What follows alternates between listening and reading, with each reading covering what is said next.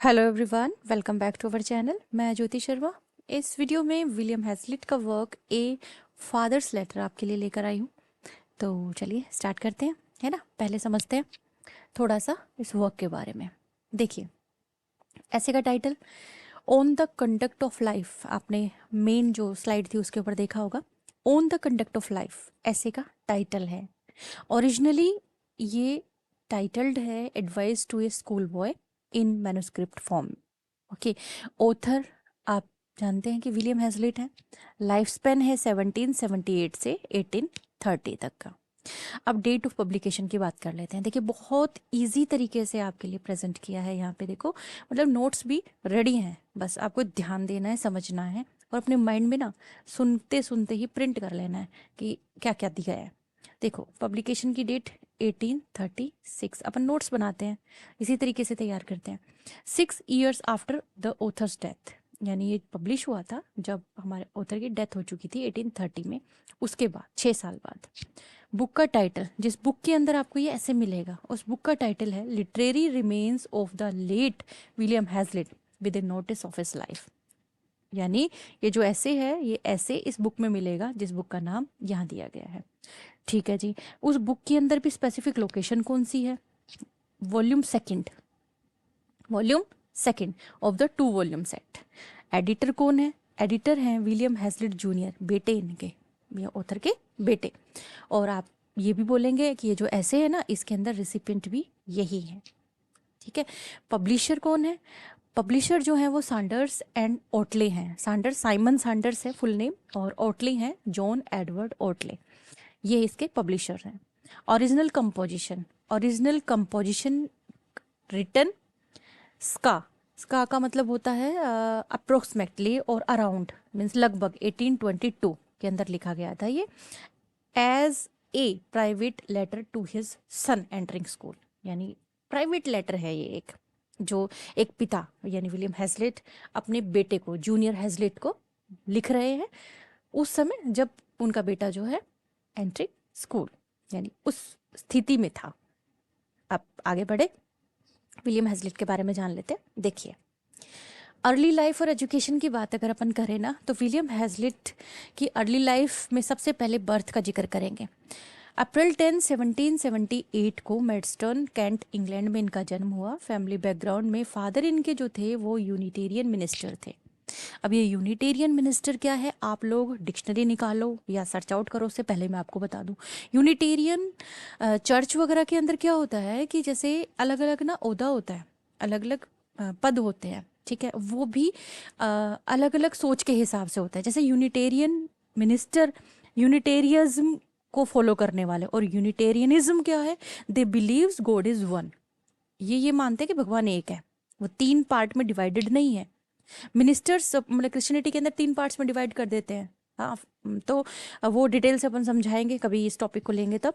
यूनिटेरिज्म क्या विश्वास करते हैं कि भगवान एक है, और मिनिस्टर्स यानी ये जो मिनिस्टर है, ये इसका क्या काम होता है, he support free thought personal spiritual journeys. ठीक है, तो इनके फादर जो थे वो यूनिटेरियन मिनिस्टर थे। और इनको भी, चलिए आगे बताती हूँ, मैं पहले एजुकेशन की बात कर लेते हैं कि he was sent to New College at Hackney, a seminary for dissenters. जो ये यूनिटेरियन होते हैं ना, इन्हीं के लिए हिसाब से ही पढ़ाई करने के लिए इनको भी भेजा जाता है to become a minister like his father. वही मिनिस्टर बनने के लिए अपने फादर की तरह ही। लेकिन हैज़लिट जो है ना, उनका इंटरेस्ट जो है वो धर्म के अंदर कम हो गया था, ये खत्म हो गया था। उनका प्यार जो है, उनका जो इंटरेस्ट जो है वो ज़्यादा किस में आया, फिलोसफी में और पॉलिटिकल थिंकिंग में। ही dropped out without a degree, उन्होंने डिग्री लेने से पहले ही इसको खत्म कर दिया, यानी छोड़ दिया जो पढ़ रहे थे वो। मोस्ट इम्पॉर्टेंट जो इवेंट उनकी ज़िंदगी के अंदर आया जब वो यंग थे, 1798 की बात है। फेमस पोइट आए थे S T Coleridge, Samuel Taylor Coleridge. आपने नाम सुना है बहुत अच्छे तरीके से। वो बिल्कुल नज़दीक के ही चर्च में ना वो भाषण देने के लिए आए थे, या ये कहिए कि जो धर्म से संबंधित कुछ बताया जाता है ना, दैट इज़ कॉल्ड प्रीच। वैसे स्पीच होता है, और प्रीच क्या होता है, धर्म वगैरह से रिलेटेड जब बताया जाए, that is called preach, same. ठीक है, तो चर्च में ही, नज़दीक के चर्च में ही एस टी कॉलरेज आए थे, और उनको सुनने के लिए सोचिए आप, विलियम हैज़लिट 10 माइल्स तक मड के अंदर, कीचड़ के अंदर चले थे उन्हें सुनने के लिए, सिर्फ उनको सुनने जाना चाहते थे, और ये चीज़ उनके दिमाग में बहुत गहरा असर कर गई। यानी एसटी कॉलरेज का इंटेलेक्ट और उनकी वॉइस जो है ना वो कहीं ना कहीं इनके जहन में बैठ गई। उसके बाद में एक बहुत ही मतलब विलियम वर्ड्सवर्थ, जिनका नाम हर बच्चे बच्चे ने सुना है, विलियम वर्ड्सवर्थ से इनकी मुलाकात होती है। और ये जो मीटिंग है दो, एसटी कॉलरेज से जो इनकी मीटिंग वो, और विलियम वर्ड्सवर्थ से जो इनकी मीटिंग हुई वो, ये विलियम हैजलिट को इंस्पायर करती है एक थिंकर और राइटर बनने के लिए। फिर इन्होंने बाद में फेमस ऐसे भी लिखा जिसका title my first acquaintance with poets, जिसके अंदर जिक्र भी किया है इनका। वो पेंटर बनना चाहते थे विलियम हैजलिट, लेकिन पेंटर नहीं बन पाए। इन्होंने पोर्ट्रेट बनाया including Charles Lamb and William Wordsworth, but he was a perfectionist. He eventually realised, उन्हें बाद में इस चीज़ का एहसास हुआ कि वो एक ग्रेट पेंटर जो है ना वो कभी भी नहीं बन पाएंगे, इसलिए उन्होंने अपनी पेंटिंग की ब्रश को तो नीचे रख दिया और पेन को पिक कर लिया। इसका मतलब पेंटर बनने का जो आइडिया था उसको ड्रॉप कर दिया, और राइटर बनने का जो आइडिया था उसको उन्होंने टेकअप कर लिया। मैरिज की बात कर लेते हैं। 1808 के अंदर इनकी शादी हुई सारा स्टोडार्ट से, लेकिन सारा स्टोडार्ट के साथ में उनकी शादी से उनका सिर्फ एक बच्चा, जो कि सर्वाइविंग सन आप कह सकते हैं, विलियम हैजलिट जूनियर रहे हैं, जिन्होंने आगे इनके साथ काम भी किया है। तो किस तरीके से काम किया वो मैं आपको बताऊंगी। 1811 में जन्म हुआ था, जिसे लिटिल फेलो इन्होंने इस लेटर के अंदर बोला है। तो चलिए आगे बढ़ेंगे अपन, की वर्क्स इनके जान लेते हैं। कैरेक्टर्स ऑफ शेक्सपियर्स प्ले 1817, ये जो बुक थी ना इसने इनको फेमस बना दिया था। ये आगे मैंने डिस्क्राइब किया, देखिए ही ट्रीटेड शेक्सपियर्स करेक्टर। इसके अंदर इन्होंने शेक्सपियर के करेक्टर्स जैसे हैमलेट है, मैकबेथ है, उनको उनके साथ में मतलब ऐसे उनको प्रेजेंट किया है as a real people with psychological depth. फिर टेबल टॉक आया है इनका 1821 to 22, कलेक्शन है जो कि फैमिलियर एसेज का, एवरीडे के टॉपिक उठाए कन्वर्सेशन स्टाइल के अंदर। और इनकी स्टाइल जो है ना वो स्टाइल जो है वो गस्टो, यानी डूइंग समथिंग विद एंथुजियास्टिक, एक एनर्जी के साथ में, इस तरीके का, मतलब बिल्कुल आम बोलचाल की भाषा के हिसाब से जो होता है। फिर स्कैंडल और हार्ट ब्रेक क्या हुआ इनका, कि इनकी पर्सनल लाइफ थी बहुत मैसी थी, बहुत ज़्यादा मैसी थी। इनकी जो शादी थी ना सारा स्टोडार्ट की, वो बहुत नाखुश थी, और इवेंचुअली उनका डाइवोर्स हो गया था। और सारा वाकर अफेयर 1820 में ये फिर से प्यार में पड़ जाते हैं। यहाँ सारा स्टोडार्ट है, याद रखना, ये इनकी वाइफ है ना जिनके साथ डाइवोर्स हो गया, और फिर ये सारा वॉकर के साथ भी प्यार में पड़ जाते हैं। तो इनकी बिलव्ड जो है वो भी सारा नाम से ही है। वो 19 ईयर की लड़की थी इनकी मकान मालकिन की, तो she did not love him back. Hazlitt तो प्यार करते थे, वो उससे प्यार नहीं करती थी, और ये जो कंडीशन थी ना वो इनका मेंटल ब्रेकडाउन कर देती है, क्योंकि उसने रिजेक्ट कर दिया था। रिजेक्शन जो उन्हें बर्दाश्त नहीं होता, तो ये उन्होंने बहुत ही एक बहुत एम्बरेसिंग बुक लिखी थी इस चीज़ के बारे में, लाइबर एमोरिस 1823 में। ये स्कैंडल जो है ये इनकी रेपुटेशन को भी काफ़ी ख़राब कर देता है। फाइनल ईयर और डेथ की बात करेंगे अपन। मास्टरपीस, इतनी सारी परेशानियों के बावजूद उन्होंने एक ग्रेट बुक लिखी, बहुत ही the greatest book you can say, the spirit of the age 1825 में। नेपोलियन की बायोग्राफी उन्होंने लिखी। Spend his final years writing a massive 4 volumes life of Napoleon, जिससे एग्जॉस्ट हो चुके थे ये बहुत ज़्यादा।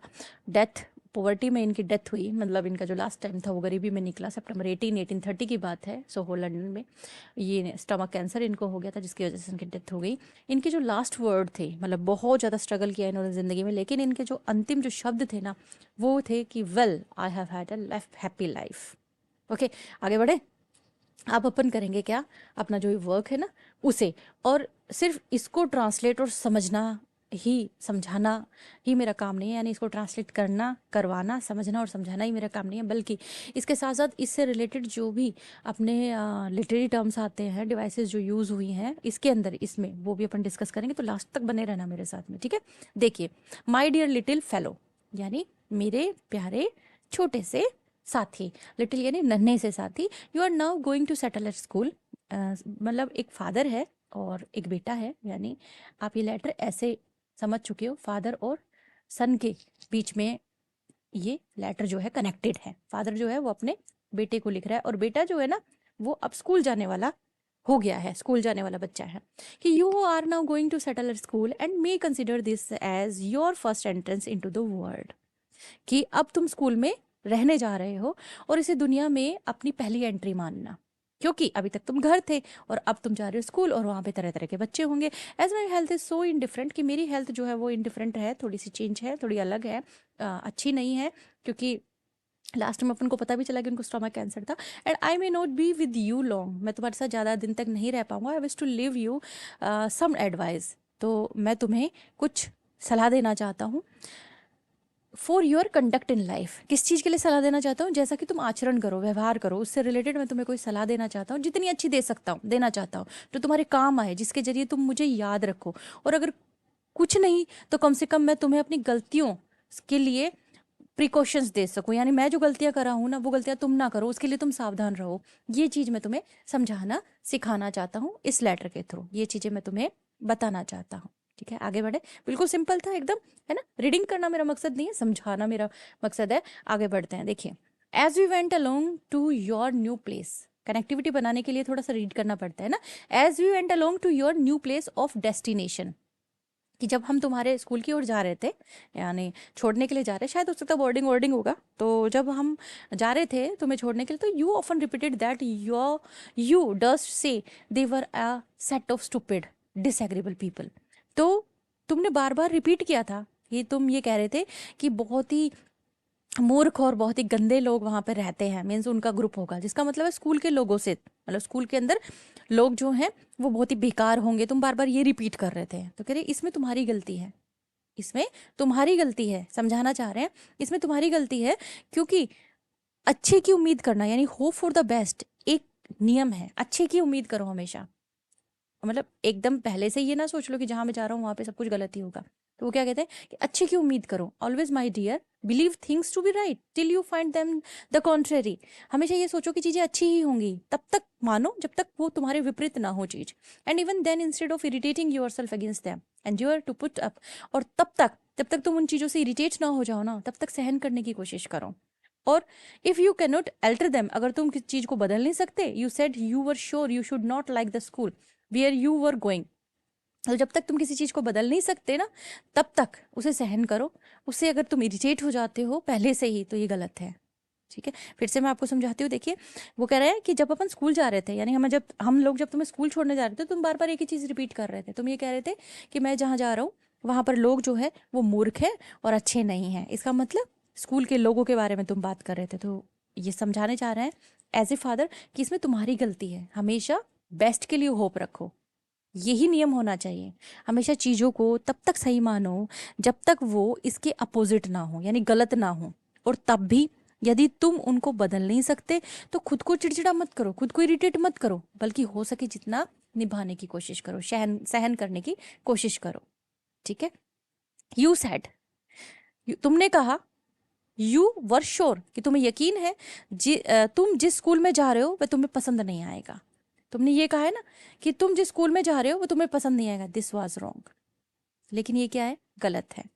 तुम्हारे कहने का असली मतलब ये था कि तुम्हें घर छोड़ना अच्छा नहीं लग रहा है, तुम्हें घर छोड़ना अच्छा नहीं लग रहा, तुम इसलिए इस चीज को ओवरकम कर रहे हो। But you could not tell whether you should like the school or not. यानी तुम ये कह रहे हो ना कि वो तुम्हें पसंद नहीं आएगा, पहले से ही बोलोगे स्कूल तुम्हें पसंद नहीं आएगा। ये बात तुम गलत कह रहे हो।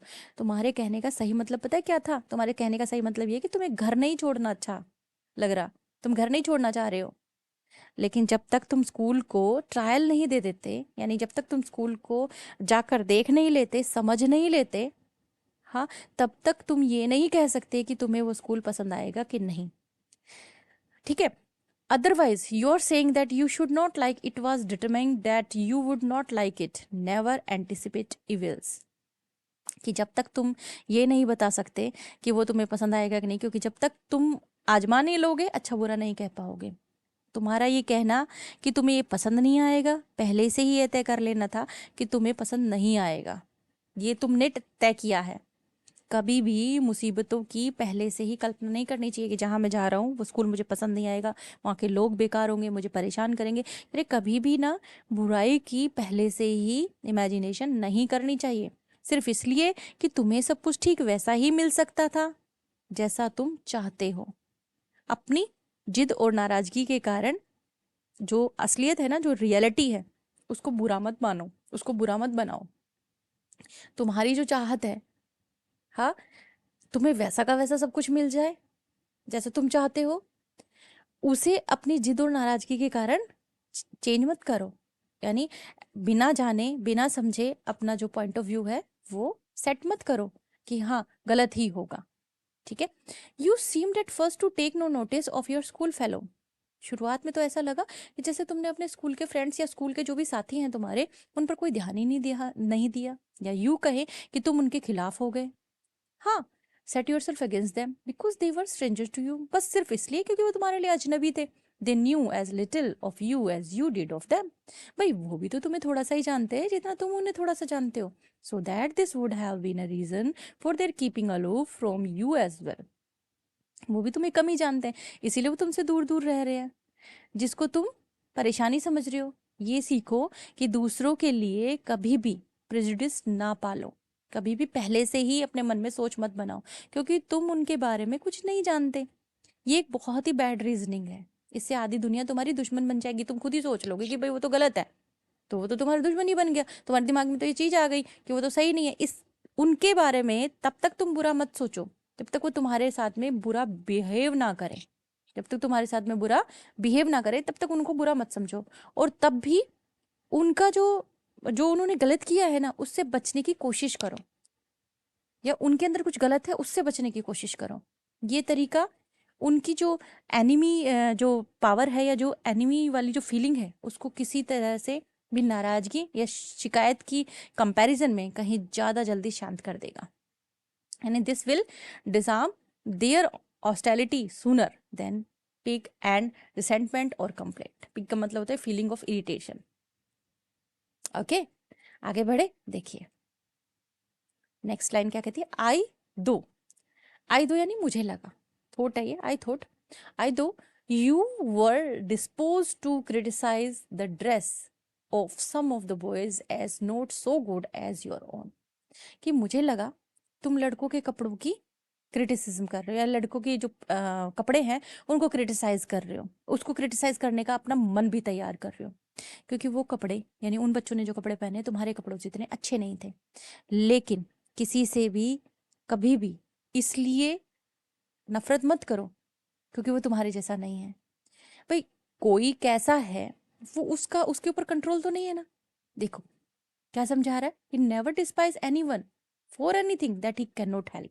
कि उस चीज के लिए किसी से नफरत मत करो जिस चीज के लिए वो जिम्मेदारी नहीं है। कि किसी ने अगर तुमसे हल्के कपड़े पहने तो हो सकता है कि उनके फादर जो है मदर जो है वो नहीं अफोर्ड कर पा रहे होंगे, तो उस चीज के लिए उनसे नफरत मत करो। List of all for his poverty.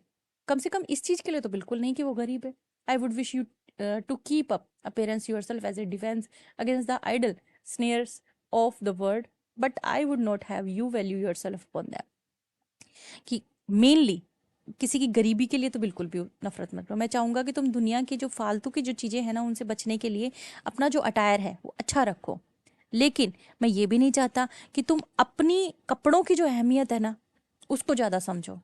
कि मैं ये चाहता हूँ कि कोई भी वल्गर प्रेजुडिस जो है ना वो अपने माइंड में मत लेके आओ। ना तो तुम अपने मन में लेके आओ, ना ही तुम इस चीज का शिकार बनो। यानी अपने आप को अच्छा ड्रेसअप रखो ताकि तुम्हें कोई इस नजर से ना देखे, और तुम अच्छे ड्रेसअप हो तो किसी और के ड्रेस के ऊपर किसी तरह का कोई गंदा कमेंट मत करो या अपनी सोच मत बनाओ। ऊपर कह रहे कि ऊपर ये कहने के बजाय किसी से भी किसी ऐसी बात के लिए मतलब घृणा मत करो, किसी भी ऐसी बात के लिए नफरत मत करो जिस पर उसका कंट्रोल ही नहीं है।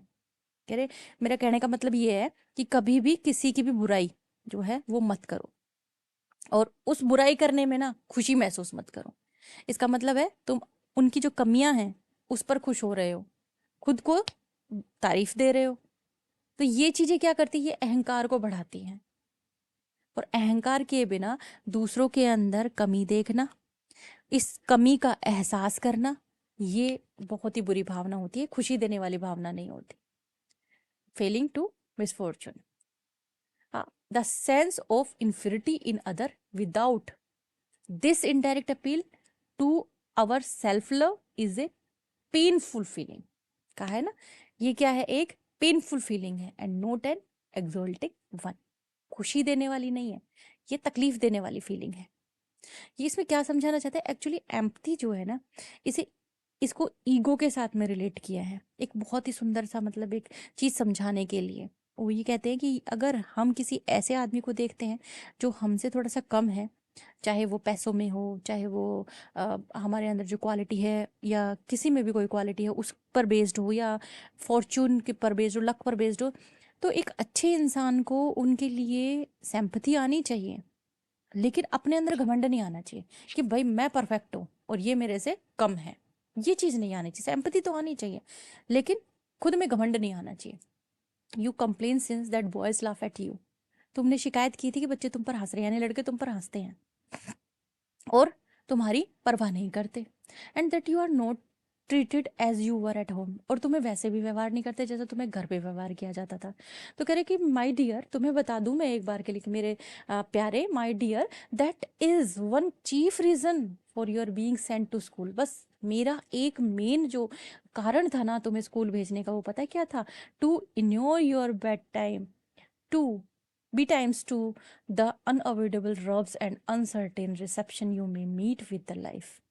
मैं तुम्हें पता है क्यों भेजना चाहता था स्कूल? उसका मेन कारण ये था कि तुम्हें जीवन से मिलने वाले जो संघर्ष है ना, रब्स यानी जैसे रगड़ होती है, या ये कहिए कि स्ट्रगल्स जो होते हैं, उसके साथ रिलेट करते हुए बताएं कि मैं तुम्हें ये समझाने के लिए भेजना चाहता था कि मेरे रहते हुए या टाइम रहते हुए तुम थोड़े इन्योर बन जाओ या कठोर बन जाओ।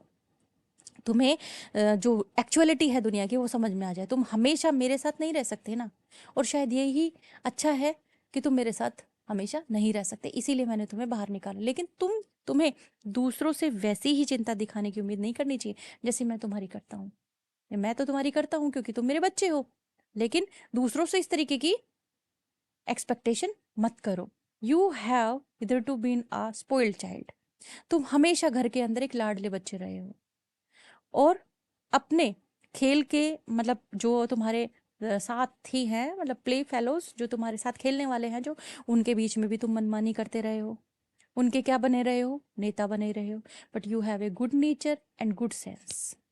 हाँ, लेकिन तुम्हें अच्छा स्वभाव और अच्छा समझ लानी होगी, और तुम अच्छे स्वभाव और अच्छे समझ वाले हो, और समय के साथ इस चीज के ऊपर कंट्रोल भी कर लोगे। आगे देखो। You have now got among other boys you are who are your equals। अब तुम उन बॉयज के बीच में आ गए हो जो तुम्हारे बराबर हैं, और या बड़े हैं या स्ट्रोंगर हैं, and who have something else to attend to beside humouring your whims and fancies. Whims का मतलब था सडन डिजायर, कि अब तुम उन लोगों के बीच में या तो वो तुम्हारे बराबर हैं, या तुमसे ताकतवर हैं, या फिर तुमसे बड़े हैं, और जिनके पास तुम्हारी इच्छाओं को पूरी करने के अलावा और भी बहुत काम है। तो तुम इसे परेशानी मत की तरह मत लो। ऐसे मत लो कि तुम्हारे ऊपर कोई अन्याय हो रहा है। लेकिन सीखने वाला पहला सबक ये है कि दुनिया में तुम्हारे अलावा और भी बहुत लोग हैं। फर्स्ट लेसन क्या है? कि there are other peoples in the world beside yourself, कि सिर्फ तुम ही नहीं हो, दुनिया में तुम्हारे जैसे बहुत हैं।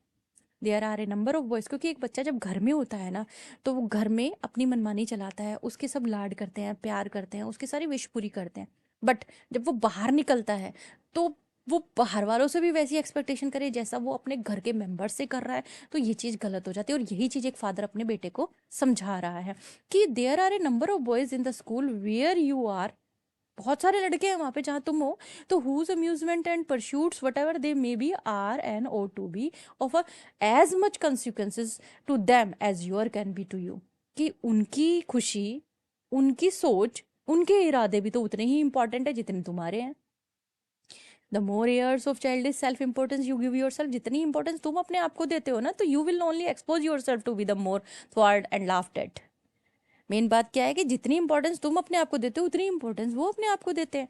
तो ऐसा मत मानो कि जितने तुम ज्यादा इंपॉर्टेंट हो तुम्हारे लिए, उतने ही दूसरों के लिए भी तुम इंपॉर्टेंट हो। कि true equality is the only true morality and true wisdom. सच्ची जो समानता है ना, वो ही वो ही ओनली सच्ची मोरलिटी यानी नैतिकता, और ये कहिए कि सच्चा नॉलेज है, सच्ची विजडम है। रिमेंबर ऑलवेज, रिमेंबर ऑलवेज, हमेशा याद रखो कि तुम दूसरों के बीच केवल एक इंसान हो। क्या हो? सिर्फ एक इंसान हो। You can hardly mistake your place in society. और तुम समाज में अपनी जगह को लेकर शायद यही गलती कर रहे हो या कर सकते हो। माइट का है ना, कर सकते हो। In your father's house you might do as you pleased. अपने फादर के घर में तुम जो चाहो कर सकते हो या कर सकते थे। दुनिया में तुम्हें हर मोड़ पर कंपटीटर मिलेंगे। तुम लाखों लोगों को, you are not born a king son, तुम लाखों, you will find competitors at every turn. You are not born a king son, तुम राजा के बेटे पैदा नहीं हुए हो टू डिस्ट्रॉय, कि तुम लाखों लोगों को डिस्ट्रॉय कर सको, नष्ट कर सको। जो तुम्हें पसंद नहीं आ रहा बस उसको मारते गए, खत्म करते गए, और डिक्टेट टू मिलियन, और लाखों के ऊपर तुम डिक्टेटरशिप कर सको, शासन कर सको, अपने मन की मर्जी चला सको। You can only expect to share their fate, to settle our differences amicably with them. तुम्हें क्या करना होगा? तुम्हें अपने फेट के अकॉर्डिंग चलना पड़ेगा। तुम्हारे साथ मतभेद भी होंगे, तुम्हारे साथ प्रेम भाव से भी रहेंगे। तुम उन सब चीज़ों से निपटने के लिए तैयार रहना, तुम्हें अपने आप को तैयार करना होगा। तुम स्कूल में पहले ही ऐसा तुम्हें मिल जाता है, तो मैं चाहता हूँ कि तुम अपनी जो पोजीशन है, तुम अपनी जो मेंटेलिटी है, उसको जल्दी से जल्दी समझ लो, जितनी जल्दी हो सके। जितना समझ लोगे ना जल्दी, उतनी जल्दी तुम्हारा जो पेन है वो कम हो जाएगा। मतलब जितनी जल्दी तुम अंडरस्टैंडिंग बिठा लोगे, जितनी जल्दी तुम एक कहते हैं ना कि आपस में कंपेटिबिलिटी बना लोगे, उतना ही ज़्यादा तुम बहुत, मतलब उतना ही ज़्यादा जल्दी तुम सेट हो जाओगे, या ये कहिए कि उतना ही ज़्यादा कम तुम्हें तकलीफ होगी, मतलब उतना ही तुम अपने आप को बेटर फील करोगे। ठीक है, तो लेटर तो यहाँ पे हो गया कंप्लीट। लेकिन अब हमें समझनी है थीम्स, बहुत इंपॉर्टेंट है थीम्स। बहुत अच्छा है ये वर्क ही, बहुत अच्छा है। देखिए, the trap of prejudice, trap of prejudice का यहाँ पे थीम निकल के आता है। वो कैसे, देखे समझिए। हैजलिट ने ना स्ट्रांगली वार्न किया है किस चीज के खिलाफ, कि लोगों को जो जज कर लेते हो ना आप, हाँ, बिना उन्हें जाने, तो ये चीज है ट्रैप ऑफ प्रेजुडिस। उन्होंने स्ट्रांगली वार्न किया है इस चीज के खिलाफ। आइडिया क्या है? He puts out that his son decided the school, जैसा कि उनका बच्चा जो है वो डिसाइड कर लेता है स्कूल जाने से पहले ही कि वहां पे क्या होंगे, वहां पे स्टूपिड लोग होंगे, before even arriving, and ignored other boys because they were strangers, क्योंकि वो अजनबी थे उसके लिए, तो इसलिए वो लड़का जो है पहले से डिसाइड कर लेता है। तो लेसन क्या मिलता है? लेसन हमें ये मिलता है कि if you decide ahead of time that you don't like someone, okay, you create a self fulfilling prophecy, अपने आप से ही, हाँ, सोचने लगते हो, पहले से भविष्यवाणी करने लगते हो। तो दूसरों के बारे में सोचना, बैड रीजनिंग लेके आना, अपने आप में ये कहिए कि अपने लिए दुश्मन पाल लेने जैसा हो जाता है। और ये क्या है? अननेसेसरीली आप ये चीज़ें ना ही करो तो अच्छा, अपने लिए एनिमीज अननेसेसरीली बना लेना अच्छी बात नहीं है। तो he teaches that we should treat strangers with an open mind until they give a real lesson to dislike them, कि अजनबियों से भी एक बार मिलो तो खुले मन से, खुले दिमाग से मिलो, तब तक उन्हें अपना दुश्मन मत मानो, तब तक आप उन्हें गलत मत बोलो, जब तक वो आपके साथ कुछ गलत नहीं करते हैं, कोई बेहतर रीजन, कोई स्ट्रॉन्ग रीजन नहीं देते हैं उन्हें नापसंद करने का। ठीक है, सेकंड देखिए, ऑप्टिमिज्म वर्सेस पेसिमिज्म का आता है निकल के, कैसे सेंट्रल थीम है ये। और importance of attitude in shaping our reality है ये। आइडिया कहाँ से आता है? कि son was making himself miserable, अपने आप को, because by anticipating evils expecting bad things to happen, वो हम पहले ही सोच लेता है मेरे साथ गलत होगा। बच्चा स्कूल में जाने से पहले ही सोच लेता है, वो यूजुअली होता भी है ऐसा, स्कूल जाने से पहले ही करने लग जाते हैं कि आज तो पिटाई बनेगी, आज तो मैडम मुझे खड़ा कर देगी, आज तो मेरी ये याद नहीं, मिस इस तरीके की मैनिपुलेशन माइंड के अंदर चलने लगती है। तो लेसन क्या मिलता है हमें पढ़ के? कि हैजलिट एडवाइज करते अपने बेटे को to follow the good old rules, to hope for the best, हमेशा अपने मन में अच्छे की आशा लेकर चलो। If you can not change a difficult situation, अगर कोई पूरी परिस्थिति, कोई कठिन समस्या, कोई कठिन स्थिति आ जाती है और तुम इसे चेंज नहीं कर पाते हो, तो complaining will only make it worse, तो शिकायत करना उसको और बुरा ही बनाएगा। आपको क्या करना चाहिए? आपको ट्राई करना चाहिए, put up with it and find the good in it, उसमें से कुछ अच्छा ढूंढने की कोशिश करनी चाहिए, उसके साथ डील करने की कोशिश करनी चाहिए। Your mind set determines whether you will be happy outside. आपका दिमाग ही आपको ये चीज सिखाता है कि आपको खुश रहना है या दुखी रहना है। The evil of contempt, class और मनी की बात हैजलेट ने एक्सप्लोर किया है यहाँ पे, मोरल अगलीनेस को, कि हम किसी को नीचा देखते हैं, on people who have less money, जिनके पास पैसा कम होता है उनको नीची नीची नज़र से देखते हैं। तो ये कॉन्सेप्ट यहाँ आया। आइडिया कहाँ से? कि सन क्रिटिसाइज करता है बॉयज़ को, जो कि जिनके क्लॉथ जो हैं वो उतने शानदार नहीं है जितने उसके खुद के हैं। तो लेसन क्या है? Hazlitt argues that despising someone for poverty, कि गरीबी की वजह से अगर आप किसी को नहीं पसंद कर रहे हैं तो ये चीज़ बहुत गलत है, क्रूअल है।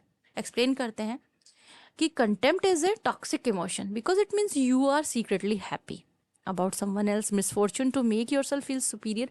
अगर कोई गरीब है, उसका भाग्य कमजोर है, फिर अगर आप अपने आप को शहंशाह मान रहे थे तो गलत है ना। तो ट्रू काइंडनेस कहाँ से आती है? ट्रू काइंडनेस ये आती है, ट्रू काइंडनेस क्या है कि आपको उसके लिए पेन फील होना चाहिए, आपको उसके लिए सिंपैथी आनी चाहिए माइंड के अंदर, बल्कि ये नहीं आनी चाहिए कि मैं तो उसका राजा हूँ, यानी मैं तो उससे सुपीरियर हूँ। अपने अंदर घमंड नहीं आना चाहिए, बल्कि ये आना चाहिए कि देख बेचारे के पास है नहीं, तो हो सके जितनी हेल्प करो। बट ये चीज़ मत सोचो कि ओहो बिल्कुल मतलब ये तो किसी लायक नहीं है, समझ गए। नेक्स्ट है the struggle against self importance, ego. This is the most psychological theme in the ऐसे। इस ऐसे का मोस्ट साइकोलॉजिकल थीम है ये। आइडिया किधर से आया है? एट होम एक बॉय जो है, ऐसे में हमने देखा सेंटर होता है अटेंशन का, इसलिए उन्होंने स्पॉइल्ड चाइल्ड यूज किया है। और लेकिन स्कूल में क्या होता है? इग्नोर्ड, बिकॉज बहुत सारे बच्चे होते हैं भाई, तो वो कैसा फील करेगा? अनफेयर फील करेगा। लेसन क्या मिलता है? हैजलिट ये समझाते हैं कि यही तो हार्डेस्ट पार्ट है ग्रोइंग अप का। आप बड़े हो रहे हो, समझदार हो रहे हो, दुनिया में निकले हो, तो यही तो एक हार्डेस्ट पार्ट है, रियलाइज करना कि you are not the centre of the universe. आप ही सब कुछ नहीं हो भाई पूरी धरती पे।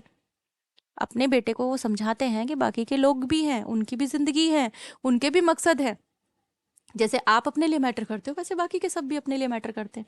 School as a miniature world, school एक छोटा सा दुनिया है, छोटा सा दुनिया है, समझ में आता है। स्कूल जाते हो आप तो वैरायटी ऑफ किड्स से मिलते हो, बहुत सारे टीचर्स से मिलते हो, बहुत सारे पॉइंट ऑफ व्यू से कन्फ्रंट होते हो, तो वो एक तरह से दुनिया ही है छोटी सी। तो Hazlitt view school not just as a place for academics but as a rehearsal for adult life. Idea क्या है? He call school the first entrance into the world. Lesson कि हार्शनेस है ना स्कूल की, जहाँ पे लोग जो हैं might not care about you और वेयर यू फेस कंपटीशन, ये एक नेसेसरी ट्रेनिंग है। यहाँ पे आप टफन होते हो, अपने बेटे को समझाता है कि मैं रियलिटी जो है ना, हकीकत जो है ना, उससे तुम्हें रूबरू कराना चाहता हूँ, तुम्हें हार्ड बनाना चाहता हूँ, अनअवॉइडेबल रब्स जो है ना वो चीज़ें सिखाना चाहता हूँ। तो it forces him to learn how to settle difference peacefully. Next हमारे लिटरेरी डिवाइसेस आते हैं जो इस ऐसे के अंदर आए हैं, तो उन्हें अपन समझ लेते हैं। बहुत ही प्यारा सा क्वेश्चन बन सकता है इसके अंदर। देखिए मेटाफर, कंपैरिजन जब हम दो चीज़ों में करते हैं एज और लाइक को यूज़ करते हुए ना, तो अपन क्या कर देते हैं? सिमिली। लेकिन कंपैरिजन जब हम एज और लाइक को यूज़ नहीं करते हैं तो होता है मेटाफर। अब ये जो लाइन है ना, इसमें metaphor, your first entrance into the world, पूरी पूरी लाइन ये आई है जिसके अंदर है your first entrance into the world, you are now going to settle at school and may consider this as your first entrance into the school. कैसे?